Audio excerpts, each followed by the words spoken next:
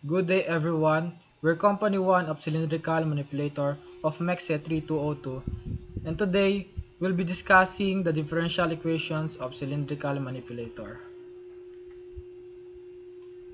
So this Jacobian matrix should be simplified by multiplying this matrix to this matrix of theta 1 prime, d2 prime, and d3 prime.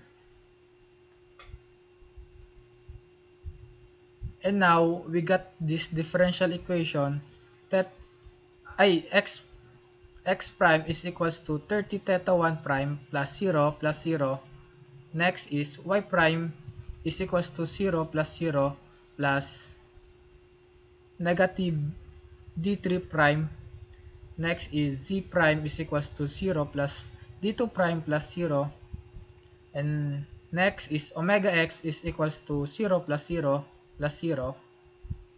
For omega y is equals to 0 plus 0 plus 0.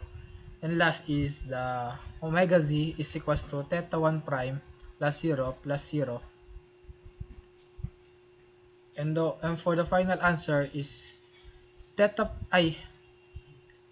x prime is equals to 30 theta 1 prime, y prime is equals to negative d3 prime, z prime is equals to d2 prime, omega x is equals to 0, yx is equals to 0, and last is omega z is equals to 0, 1,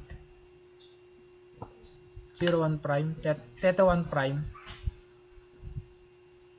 And thank you for listening.